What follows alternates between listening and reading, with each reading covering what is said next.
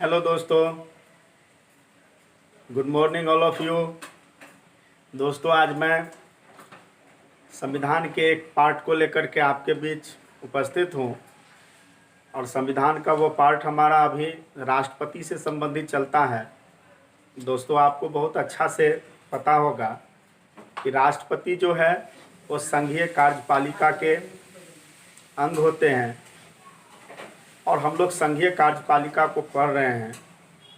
तो संघीय कार्यपालिका के प्रधान राष्ट्रपति होते हैं। संघीय कार्यपालिका में राष्ट्रपति, उपराष्ट्रपति, प्रधानमंत्री, मंत्रिपरिषद, इसके बाद महान्यायवादी, ये सभी संघीय कार्यपालिका में आते हैं।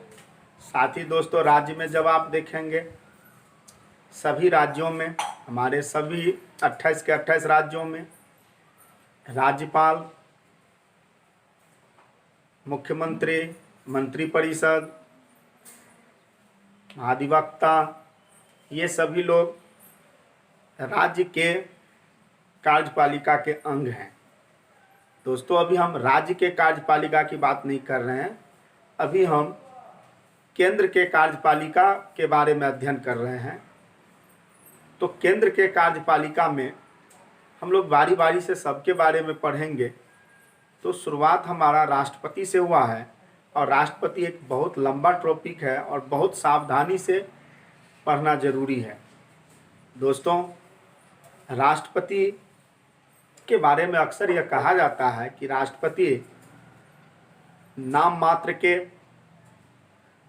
कार्यपालिका के प्रधान हैं, या आप यह कहिए कि राष्ट्रपति के बारे में यह कहा जाता है कि राष्ट्रपति नाम मात्र के राज्य प्रमुख हैं। तो क्या वह सही में नाम मात्र के राज्य प्रमुख हैं या वास्तविक रूप से हैं? इन तमाम चीज़ों का जब हम संवैधानिक पहलुओं का अध्ययन करेंगे तो हम अपने राय को कहीं पर रख सकते हैं और वह हमारा राय जो होगा वह मान्य होगा। तो चलिए दोस्तों, हम लोग राष्ट्रपति के बारे में जहाँ तक अध्ययन कर लिए हैं उससे आगे के बात को आज हम अध्ययन करेंगे। तो पहली बात यह है कि हम लोग क्या क्या पढ़ चुके हैं। तो दोस्तों, राष्ट्रपति के बारे में हम लोग पढ़ चुके हैं कि राष्ट्रपति बनने के लिए क्या योग्यता चाहिए, राष्ट्रपति को वोट कौन देते हैं, यानी कि राष्ट्रपति के निर्वाचक मंडल में कौन कौन शामिल होते हैं, उसके शपथ की प्रक्रिया क्या है, उसके कार्यकाल क्या है, उन पर महाभियोग किस स्थिति में लगाया जाता है और महाभियोग किस तरह से चलता है, पारित होता है, और महाभियोग जब पारित हो जाता है तो क्या होता है। महाभियोग जब चलता रहता है उस समय राष्ट्रपति के कौन कौन से कार्य मान्य होते हैं। इसके साथ ही राष्ट्रपति के संवैधानिक पद और प्रतिष्ठा की बात हम लोग कर चुके हैं। राष्ट्रपति के विशेषाधिकार को समझ चुके हैं। दोस्तों, आज मैं यह समझने वाला हूं कि राष्ट्रपति को बहुत सारी शक्तियां संविधान के द्वारा दी गई है, जैसे कि कार्यपालिका संबंधी शक्तियां, विधायिका संबंधी शक्तियां, न्यायिक शक्तियां, सैन्य शक्तियां, कूटनीतिक शक्तियां और आपातकालीन शक्तियां और विवेकपूर्ण शक्तियां भी प्राप्त है। लेकिन विवेकपूर्ण जो शक्तियां हैं, जो अधिकार है, इसकी चर्चा संविधान में कहीं भी नहीं किया गया है। इस बात का भी जानकारी आपको बहुत अच्छे से रहना चाहिए। तो दोस्तों, राष्ट्रपति को संविधान के द्वारा दी गई इन तमाम शक्तियों में से आज हम लोग कार्यपालिका संबंधी अधिकार को समझेंगे। कार्यपालिका संबंधी राष्ट्रपति के कार्यों को, राष्ट्रपति के शक्तियों को समझेंगे। तो चलिए हमारे साथ आप भी इन बातों को समझिए। तो दोस्तों हमारे साथ हमारे वीडियो में अंतिम देर तक बने रहिएगा। मुझे लगता है कि मैं बहुत अच्छे ढंग से आपको कुछ रहस्यमय बातों को बताएंगे जो अक्सर सभी किताबों में नहीं मिलते हैं। तो चलिए हम लोग शुरू करते हैं। तो दोस्तों आज का जो टॉपिक है हमारा, वो आप बोर्ड पर लिखा हुआ देख रहे होंगे, और वह है राष्ट्रपति के कार्यपालिका संबंधी शक्तियाँ। तो राष्ट्रपति के कार्यपालिका संबंधी शक्तियों को जानने के लिए हमें समझना होगा हमारे संविधान के अनुच्छेद 53, अनुच्छेद 74, अनुच्छेद 75,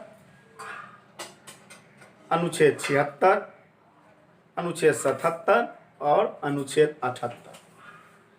और इसके साथ ही दोस्तों और भी अनुच्छेदों को जानना होगा।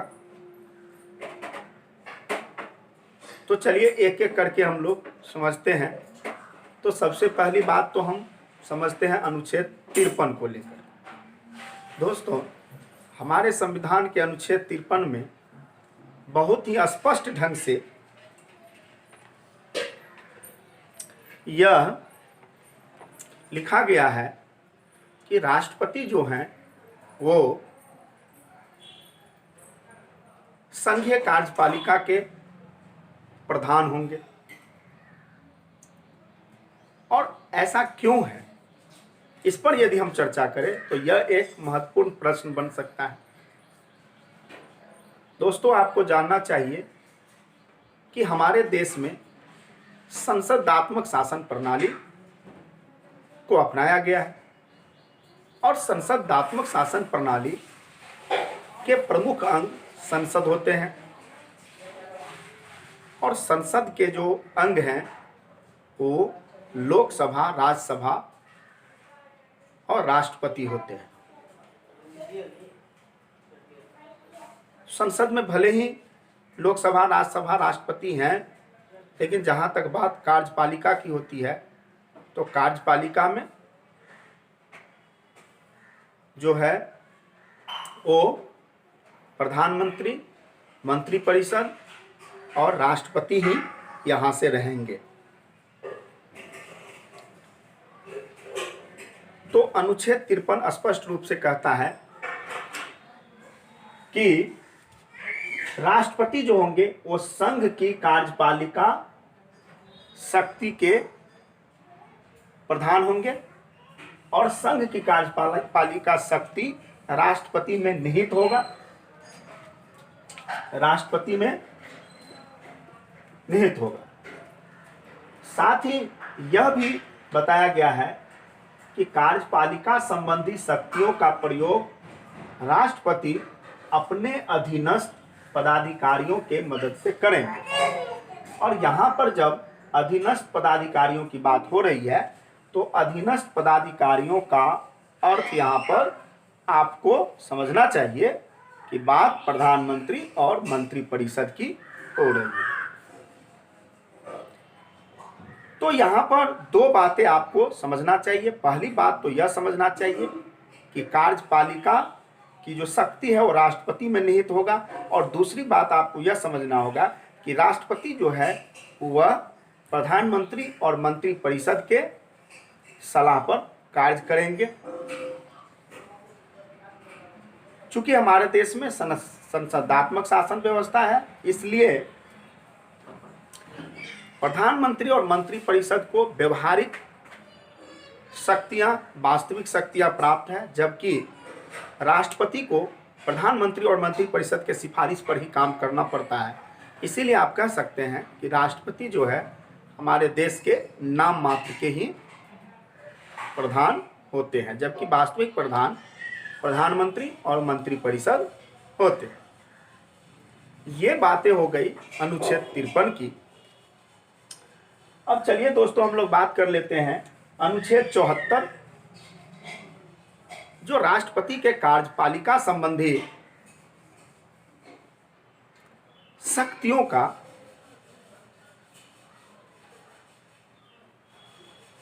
अध्ययन कराता है। तो हम देखेंगे, और यहां पर दोस्तों एक बात और समझना है, मैं फिर से समझा दूं, कार्यपालिका क्या है।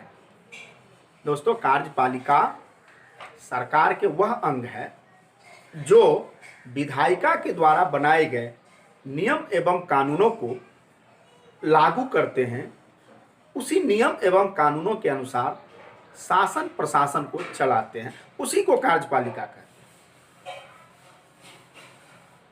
तो उसी कार्यपालिका में राष्ट्रपति की क्या भूमिका है, राष्ट्रपति की क्या शक्ति है, इन शक्तियों का चर्चा अभी हम लोग कर रहे हैं। अनुच्छेद 74 में देखेंगे, अनुच्छेद 74 में स्पष्ट वर्णन है कि राष्ट्रपति को सहायता करने के लिए एक मंत्री परिषद होंगे। पहली बात तो ये 74 की पहली बात यह है कि राष्ट्रपति को सहायता करने के लिए एक मंत्री परिषद होंगे। दूसरी बात है कि उस मंत्री परिषद के प्रधान प्रधानमंत्री होंगे।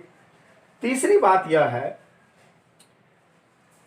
कि राष्ट्रपति कोई भी कार्य जो है वो मंत्री परिषद के सलाह से ही करेंगे।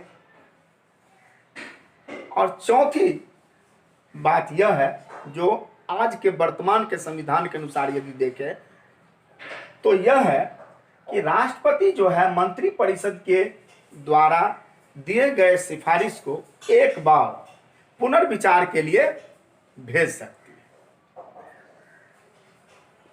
लेकिन राष्ट्रपति के पुनर्विचार को मंत्री परिषद मानने के लिए बाध्य नहीं होगा। तो दोस्तों अनुच्छेद 74 ही वो चीज है जो यह साबित करता है कि राष्ट्रपति जो है वो नाम मात्र के प्रधान है। आप एक एक चीज को देख सकते हैं। इसके बाद चलिए हम लोग बात करते हैं अनुच्छेद 75 की। 74 में थोड़ा सा फिर से क्लियर कर ले आप लोग। स्पष्ट लिखा गया है कि राष्ट्रपति को सहायता करने के लिए एक मंत्री परिषद होगा। मंत्री परिषद के प्रधान प्रधानमंत्री होंगे। राष्ट्रपति हर हाल में मंत्री परिषद के सलाह से ही कार्य करेंगे।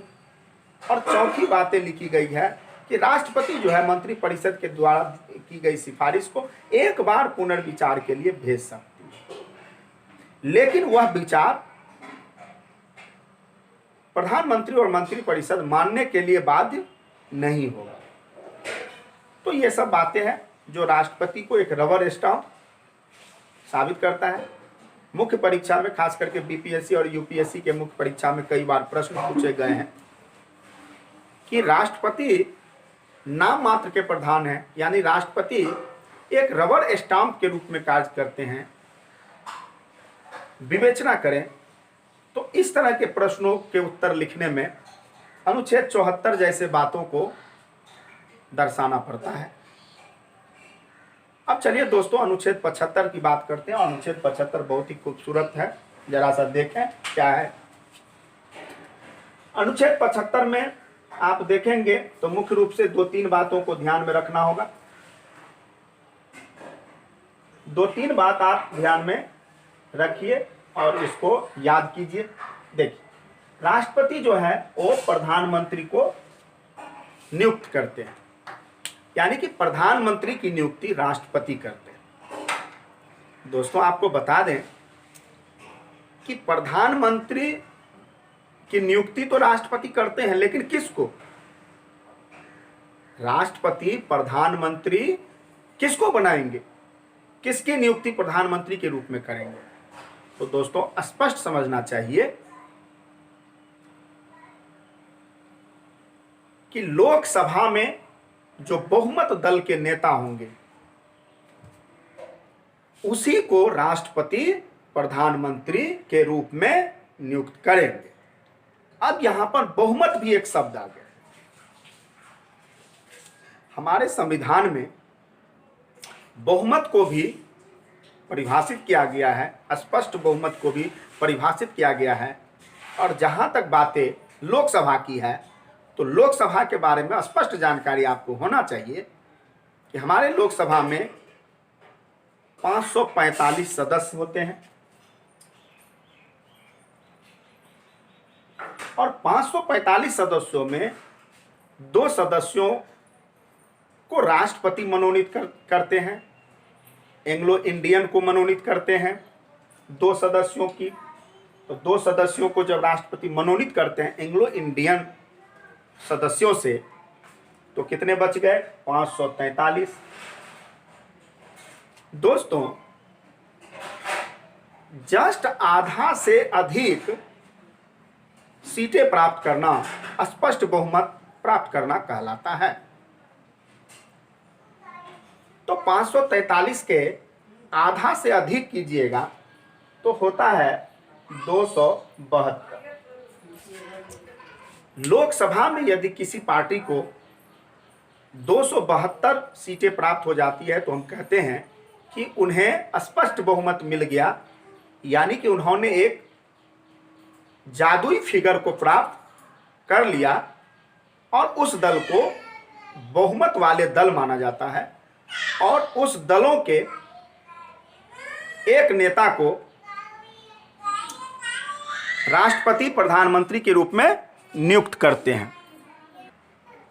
मान लिया जाए कि यहां पर किसी भी पार्टी को स्पष्ट बहुमत नहीं मिलता है, यानी जादुई फिगर को प्राप्त नहीं कर पाता है, तब दोस्तों यहां पर आता है राष्ट्रपति के विवेकाधिकार, यानी कि राष्ट्रपति के विवेक के उपयोग यहां पर देखने को मिलता है। राष्ट्रपति के विवेकाधिकार जो है, राष्ट्रपति के विवेकीय शक्तियों का चर्चा संविधान में कहीं भी नहीं किया गया है, किसी भी अनुच्छेद में नहीं किया गया है। इस बात की जानकारी आपको बहुत अच्छे तरीके से होना चाहिए। अब देखिए, मान लीजिए कि किसी को प्राप्त नहीं हुआ स्पष्ट बहुमत, ऐसी स्थिति में राष्ट्रपति अपने विवेक से निर्णय ले सकती है और राष्ट्रपति के नजर में जो दल, जो पार्टी सरकार बनाने की क्षमता रखने जैसे लगेंगे, उस पार्टी को सरकार बनाने के लिए राष्ट्रपति आमंत्रित करेंगे। यहीं पर है विवेकाधिकार, यानी कि विवेकपूर्ण शक्तियां। दोस्तों, अभी बिहार का एक उदाहरण हम आपको देना चाहूंगा। 2015 में जब बिहार विधानसभा का चुनाव हुआ और उस बिहार विधानसभा में आप देखेंगे तो कई पार्टियों को, जैसे कि आरजेडी को 80 सीटें प्राप्त हुई, जेडीयू जनता दल यूनाइटेड को 71 सीटें प्राप्त हुई, बीजेपी को 53 सीटें प्राप्त हुई, इसी तरह से कांग्रेस को प्राप्त हुई, जबकि बिहार विधानसभा में 243 सदस्य होते हैं। तो सीधा सा आप कह सकते हैं कि 122 सदस्यों से स्पष्ट बहुमत प्राप्त होगा, लेकिन 122 सदस्य किसी को प्राप्त नहीं हुआ, बल्कि उस चुनाव में आरजेडी और जेडीयू दोनों मिलकर के चुनाव लड़े थे, कांग्रेस भी साथ में थी। तो इस तरह से कांग्रेस, आरजेडी और जेडीयू ये मिला करके तीनों पार्टी मिलकर के मिलीजुली सरकार बनाने में सफल हुए। सरकार चली, लेकिन सरकार अधिक दिनों तक नहीं चली और मुख्यमंत्री श्री नीतीश कुमार जी इस्तीफा दे दिए, मंत्रिपरिषद भंग हो गया, राज्य में संवैधानिक संकट बन गया और दोस्तों अगले दिन ही माननीय मुख्यमंत्री श्री नीतीश कुमार फिर से मुख्यमंत्री पद का शपथ ले लेते हैं। यहां पर यदि आप देखेंगे तो यहां पर जो है सो राज्य में राज्यपाल के विवेकीय शक्ति का प्रयोग दिखाई देगा। अब देखिए, यदि सरकार गिर गई, मुख्यमंत्री साहब इस्तीफा दे दिए, ऐसी स्थिति में सबसे बड़ी जो पार्टी थी वो सबसे बड़ी पार्टी थी आरजेडी, क्योंकि इनको 80 सीटें प्राप्त थी। तो राज्यपाल महोदय आरजेडी को सरकार बनाने के लिए आमंत्रित नहीं करके जेडीयू को आमंत्रित करते हैं, और इस पर विरोध भी हुआ था। आरजेडी के नेता लोग कोर्ट भी गए थे, लेकिन कोर्ट में राज्यपाल के विवेकपूर्ण शक्तियों का हवाला देते हुए विवाद को वहीं पर खत्म कर दिया जाता है, और जेडीयू और बीजेपी दोनों मिलकर के सरकार बना लेती है, जो अभी वर्तमान तक चल रही है। यह तो बातें राज्य की हो गई। दोस्तों, आप हाल ही के घटना कर्नाटक में देख सकते हैं। कर्नाटक में बीजेपी को बहुत कम सीट प्राप्त थी, वो स्पष्ट बहुमत को प्राप्त नहीं किया था, फिर भी राज्यपाल उनको सरकार बनाने के लिए आमंत्रित किया, फिर उसका सरकार गिर भी गया। तो ये सब बातें जो है ये विवेकपूर्ण शक्तियां हैं। तो जिस तरह से अभी राज्य की बात मैंने किया, राज्य में राज्यपाल की विवेकपूर्ण शक्तियां हैं, उसी तरह से संघ में राष्ट्रपति की विवेकपूर्ण शक्तियां हैं। तो यहां पर आप लोग विवेकपूर्ण शक्तियों को देख पाएंगे। दोस्तों, स्पष्ट है कि राष्ट्रपति प्रधानमंत्री उसी को बनाएंगे, उसी पार्टी के नेता को बनाएंगे, उसी नेता को बनाएंगे जो लोकसभा में बहुमत प्राप्त दल के नेता होंगे। लोकसभा में बहुमत प्राप्त दल के नेता होंगे। राष्ट्रपति प्रधानमंत्री को सिर्फ नियुक्त ही नहीं करेंगे, बल्कि उनको शपथ भी दिलाएंगे।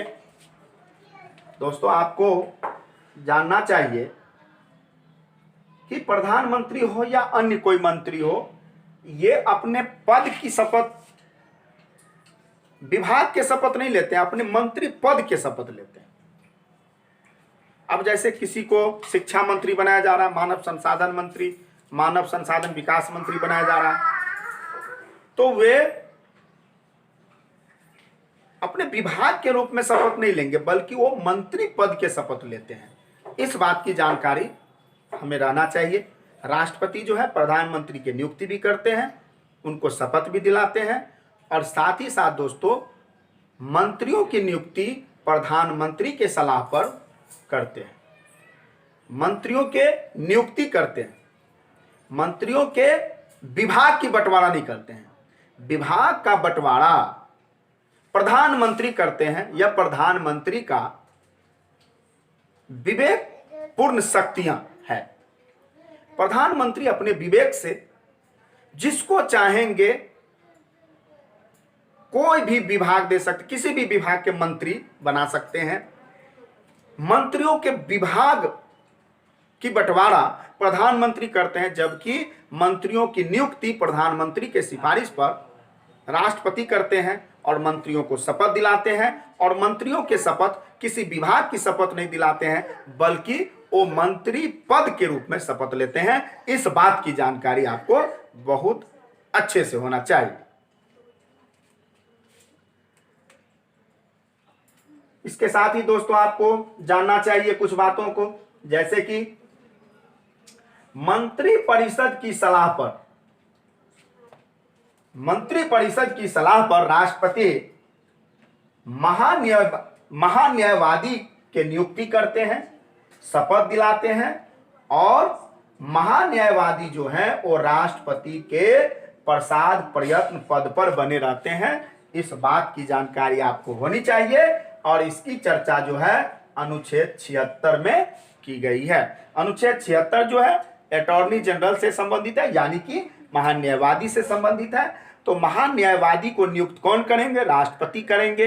लेकिन किसके सिफारिश पर? मंत्रिपरिषद के सिफारिश पर करेंगे। और सिर्फ नियुक्ति ही नहीं करेंगे, उसे शपथ दिलाएंगे। और शपथ तो दिलाएंगे ही, साथ ही राष्ट्रपति के प्रसाद प्रयत्न जो है महान न्यायवादी अपने पद पर बने रहेंगे। इसकी चर्चा अनुच्छेद 76 में है। इसी तरह से देखेंगे दोस्तों,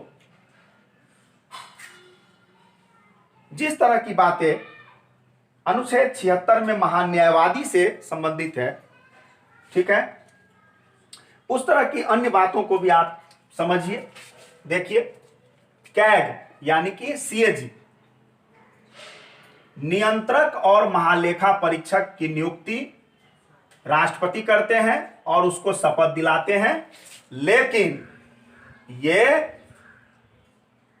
राष्ट्रपति के प्रसाद प्रयत्न पद पर नहीं बनते हैं। इस बात की जानकारी आपको होनी चाहिए। तो नियंत्रक और महालेखा परीक्षक की नियुक्ति भी राष्ट्रपति करते हैं, लेकिन मंत्रिपरिषद के सलाह पर करते हैं।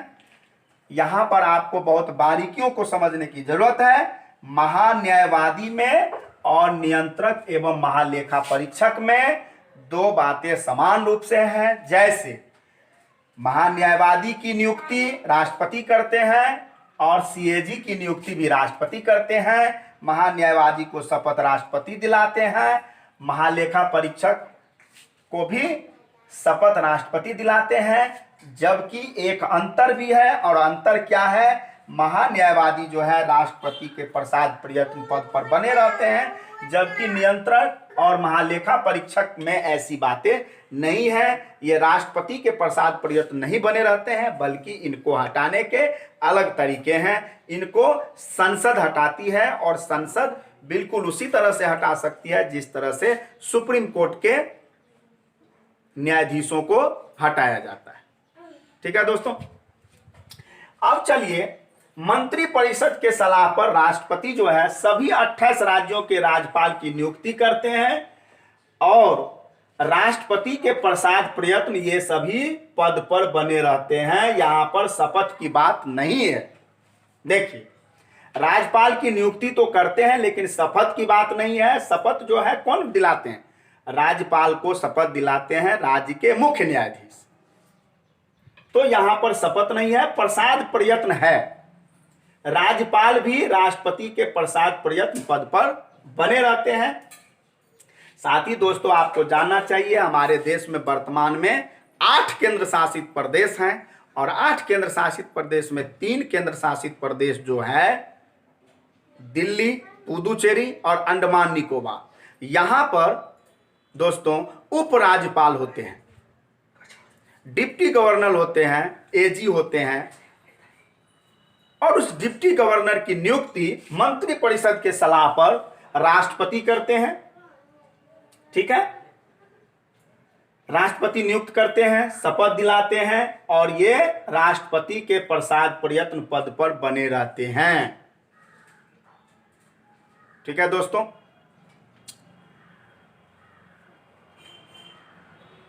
शपथ के बारे में आप देखेंगे यहां पर,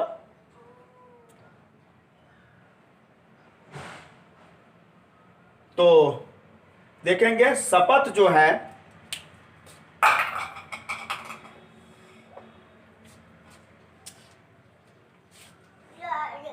वहां के हाई कोर्ट के मुख्य न्यायाधीश दिलाएंगे, जबकि राष्ट्रपति के प्रसाद प्रयत्न ये भी पद पर बने रहते हैं। जबकि अन्य जो केंद्र शासित प्रदेश बच गए, 5 केंद्र शासित प्रदेश अन्य बच गए, उन केंद्र शासित प्रदेशों में उपराज्यपाल नहीं होते हैं, वहां पर प्रशासक होते हैं, और उस प्रशासक की नियुक्ति करना, उसे शपथ दिलाना, और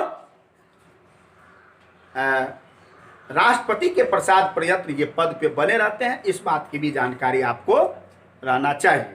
यानी कि नियुक्ति भी राष्ट्रपति करते हैं, शपथ भी राष्ट्रपति दिलाते हैं, और राष्ट्रपति के प्रसाद प्रयत्न वो अपने पद पर बने रहते हैं। यहाँ पर दोस्तों प्रसाद प्रयत्न को बहुत अच्छे से समझना है। कई बार प्रसाद प्रयत्न और विवेकपूर्ण शक्ति में समानता मान लिया जाता है, जबकि अंतर है। विवेकपूर्ण शक्ति में ऐसा होता है कि राष्ट्रपति पूर्ण रूप से अपने विवेक से ही निर्णय लेते हैं, जबकि प्रसाद प्रयत्न की जो बातें आती है, प्रसाद प्रयत्न में क्या होता है, वो मंत्री परिषद के सिफारिश पर ही निर्णय लेते हैं। तो इस बात की जानकारी आपको होनी चाहिए। प्रसाद प्रयत्न का अर्थ तो होता है कि राष्ट्रपति जब चाहेंगे तब उसे पद से हटा देंगे, लेकिन यहां पर हमारे संविधान में कुछ बारीकियां हैं जिसको समझना जरूरी है, जो मैंने आपको बताया।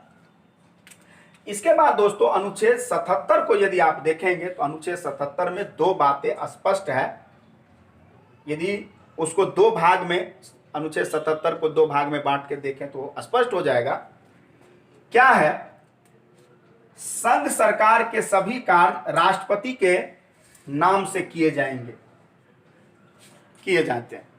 संघ सरकार के जितने भी कार्य हैं वो सब के सब राष्ट्रपति के नाम से किए जाते हैं। और दूसरी बात यदि आप देखेंगे तो कार्यपालिका में जो मंत्रियों के कार्य आवंटन के नियम बनाते हैं, मंत्रियों के कार्य आवंटन के नियम बनाते हैं। यहां पर दोस्तों आपको फिर से समझने की जरूरत है कि कार्य आवंटन के नियम अलग है और विभाग आवंटन अलग चीज है। कार्य आवंटन के नियम और विभाग आवंटन, मंत्रियों के विभाग आवंटन प्रधानमंत्री करते हैं, जबकि मंत्रियों से जुड़े हुए, उस विभाग से जुड़े हुए नियमों का आवंटन जो है वो राष्ट्रपति करते हैं। इस बात की जानकारी आपको होनी चाहिए। अब चलिए दोस्तों हम लोग बात अनुच्छेद 78 की करते हैं, और यह अनुच्छेद 78 आपको यह बताएगा, अनुच्छेद 78 को देख करके आप यह अंदाजा लगा सकते हैं कि राष्ट्रपति और प्रधानमंत्री में बहुत गहरा संबंध है। हालांकि इन तमाम अनुच्छेदों में आपको जो है राष्ट्रपति और प्रधानमंत्री के बीच संबंध दिखाई देगा, लेकिन अनुच्छेद 78 में स्पष्ट संबंध दिखाई देते हैं, और वो क्या है देखिएगा जरा। अनुच्छेद 78 में चार बातों को आप ध्यान से देखेंगे। अनुच्छेद 78 के सारे प्रावधान को चार भागों में बांटकर यदि देखें तो बहुत अच्छे तरीके से सब कुछ क्लियर हो जाएगा। पहली बात तो यह है कि राष्ट्रपति जो है प्रधानमंत्री से क्या करेंगे, देश की शासन व्यवस्था के बारे में, शासन प्रशासन के बारे में जानकारी प्राप्त करेंगे। दूसरी बात यह है कि राष्ट्रपति जो है प्रधानमंत्री से विधि निर्माण के संदर्भ में जानकारी ले सकेंगे। यानी कि राष्ट्रपति प्रधानमंत्री से यह पूछेंगे या जानकारी प्राप्त करेंगे कि विधि निर्माण की स्थिति क्या है, किस तरह से विधि निर्माण हो रहा है, उसके बारे में जानकारी दिया जाए, तो ये सब पूछेंगे। राष्ट्रपति प्रधानमंत्री को बुलाकर किसी भी विषय पर मंत्री परिषद में चर्चा करने के लिए कह सकते हैं। राष्ट्रपति प्रधानमंत्री को बुलाएंगे और देश में चल रहे कुछ ऐसे महत्वपूर्ण विषय हो जिस पर मंत्री परिषद में चर्चा करना बहुत ही जरूरी हो, ऐसे प्रश्नों को मंत्री परिषद में चर्चा करने के लिए प्रधानमंत्री को कहेंगे। जैसे दोस्तों अभी वर्तमान में कोरोना महामारी चल रही है। कोरोना महामारी से जुड़े हुए यदि कुछ जरूरी नियमों को बनाना होगा तो राष्ट्रपति प्रधानमंत्री को बुला करके कह सकते हैं कि मंत्री परिषद में इस विषय पर चर्चा किया जाए।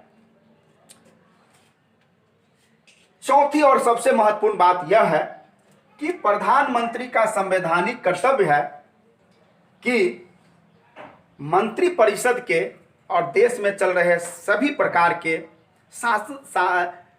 शासन और प्रशासन से जुड़ी हुई सभी प्रकार की जानकारी जो है वो राष्ट्रपति को उपलब्ध कराएंगे। तो इस तरह से दोस्तों राष्ट्रपति के कार्यपालिका के संबंध में ये सभी बातें हैं। अनुच्छेद 53, अनुच्छेद 74, अनुच्छेद 75, अनुच्छेद 76, 77, 78 तक में आप देखेंगे कि राष्ट्रपति के कार्यपालिका संबंधी शक्तियों को बताया गया है।